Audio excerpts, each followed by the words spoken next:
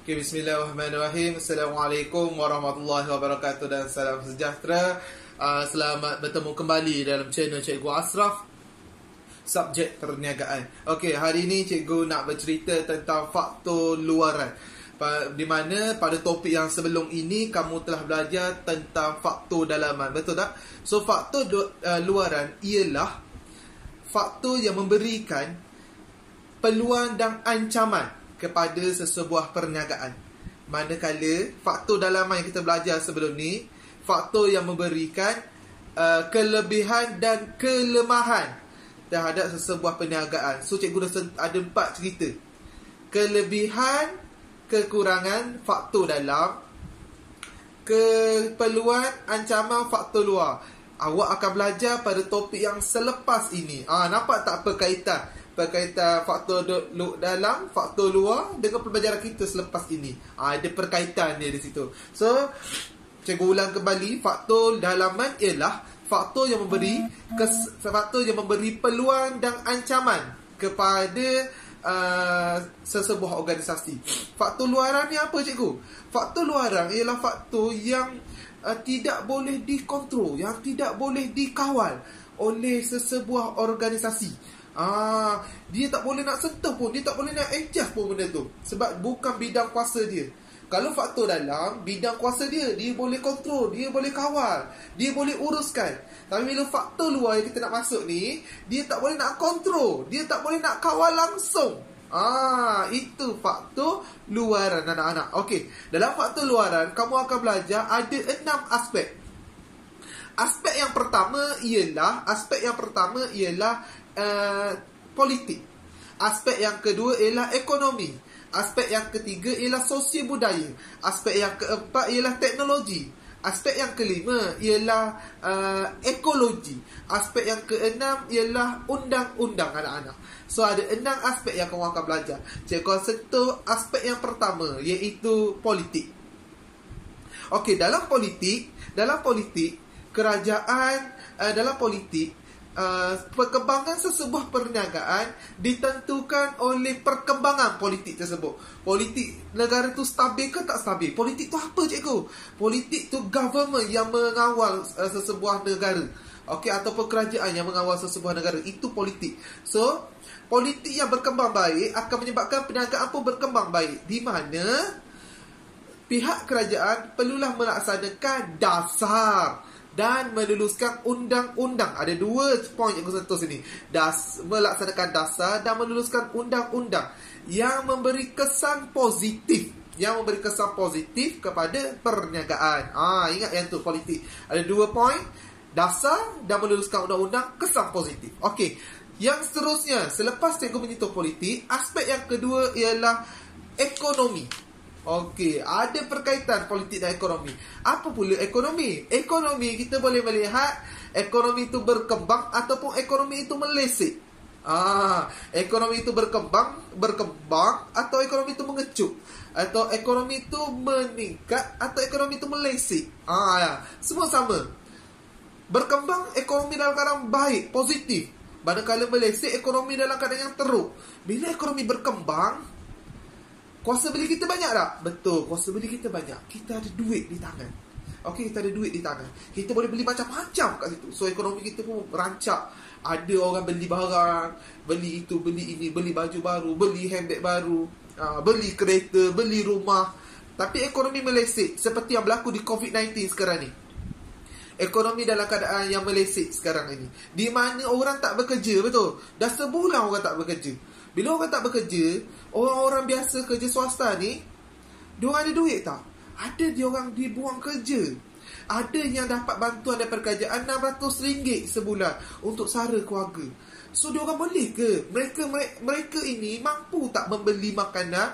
Hari-hari pergi KFC, hari-hari pergi Starbucks, hari-hari boleh pergi beli baju di Padini ke, di H&M ke? Ada tak? Boleh tak?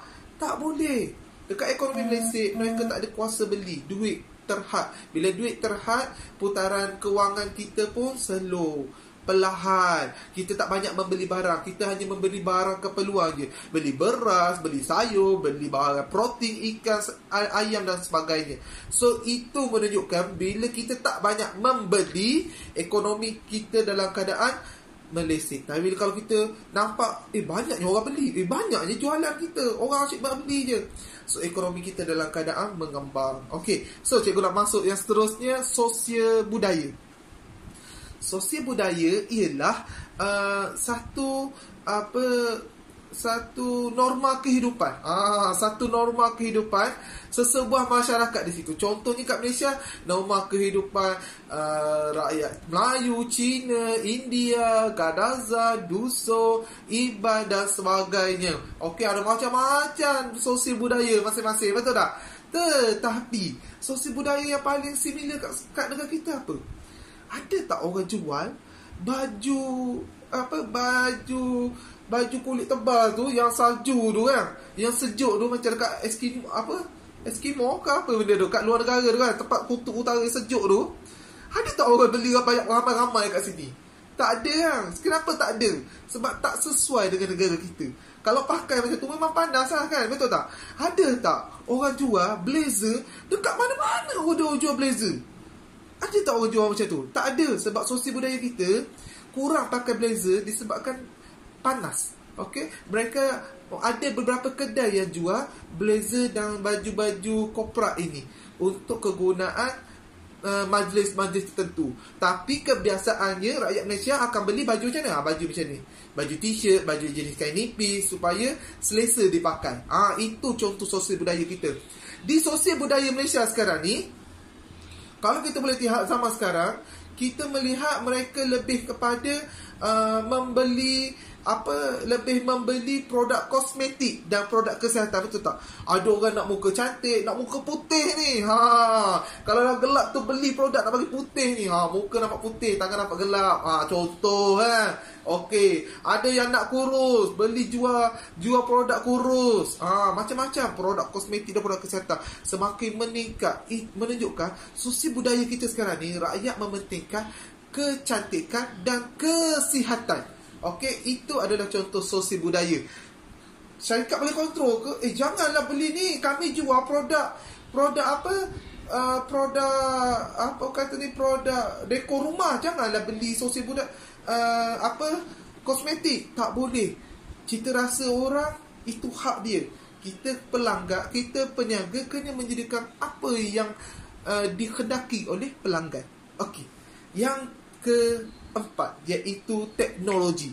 Dalam konteks teknologi, di mana teknologi baru, aspek yang keempat ialah teknologi, di mana apabila syarikat membeli apabila wujudnya satu teknologi baru, teknologi yang lebih efisien, teknologi yang lebih bagus, teknologi yang boleh menghasilkan produk dalam kuantiti yang banyak, ini akan menyebabkan syarikat akan membeli teknologi tersebut.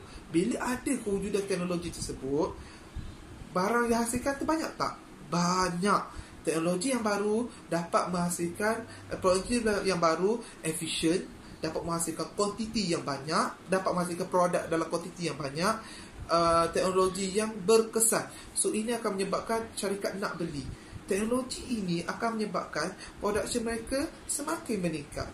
Di situ cikgu nak sentuh tentang part teknologi. Bila dia boleh menghasilkan barang yang banyak, ini menunjukkan harga kos seunit. Harga kos akan lebih murah. Bila harga kos makin murah, untung dia makin banyak tak? Untung dia akan semakin banyak. Okey, yang kelima cikgu akan sentuh ekologi. Aspek kelima iaitu ekologi. Ekologi itu apa? Ekologi ialah alam sekitar, di mana kerajaan akan membuat dasar-dasar untuk menjaga alam sekitar kita. Okey, poin yang pertama. Poin yang kedua dalam ekologi ialah bahan mentah. Ekologi tergolong dalam ekologi tergolongnya beberapa bahan mentah. Contoh dia beberapa aspek. Contohnya bahan mentah, tenaga manusia, kadar pencemaran. Okey, itu akan melihat di mana contohnya kita pegang kepada minyak. Petroleum semakin banyak ke semakin sedikit? Kita ambil petroleum daripada hasil bumi ni. Bila kita ambil selalu, petroleum semakin sedikit. Betul tak? So kerajaan perlu fikir, perlu menyediakan apa langkah kerajaan untuk mengatasi bahan mentah yang terhad. Okey, bahan mentah terhad. Sebab benda yang ada dah, sedia ada dah. Kita ambil, makin lama makin sikit dah kan. So kerajaan kena fikir, apa cara lain? So kerajaan wujudkan minyak kereta tak perlu pakai minyak dah, pakai gas. Ada wujud kenderaan yang pakai gas. Ada yang wujud kenderaan tak pakai minyak petrol, pakai bateri hybrid. Ada yang pakai solar, tenaga solar. Ini akan mengurangkan penggunaan petroleum. Itu yang cikgu nak sentuh di situ. Okey, dan yang terakhir, aspek yang keenam, iaitu undang-undang. Kerajaan perlu mewujudkan satu undang-undang yang boleh memberikan manfaat kepada pengguna, peniaga, alam sekitar. Ada 3 aspek kerajaan perlu fikir. Dalam undang-undang ini, kerajaan akan memastikan hak pengguna terbela daripada peniaga-peniaga yang tidak adil lah, yang tidak baik ataupun yang tidak bagus. Ada wujudnya, kerajaan wujudkan satu apa yang cikgu ajar sebelum ni, tribunal pengguna. Tengok balik muka surat depan sekali bab 2, hak pengguna. Ada 4 aspek kat situ. Kamu baca balik. Itu yang cikgu nak sentuh tentang undang-undang. So itu saja pada cikgu hari ini berkenaan dengan faktor luaran, iaitu faktor yang melibatkan peluang dan ancaman kepada sebuah organisasi perniagaan, yang melibatkan 6 aspek. Aspek pertama, politik. Aspek kedua, sosial budaya. Aspek pertama, politik. Aspek kedua, ekonomi. Aspek ketiga, sosial budaya. Aspek keempat, teknologi. Aspek kelima, ekologi. Aspek keenam, undang-undang. Sekian, terima kasih. Assalamualaikum warahmatullahi wabarakatuh. Cikgu Ashraf, Guru Perniagaan.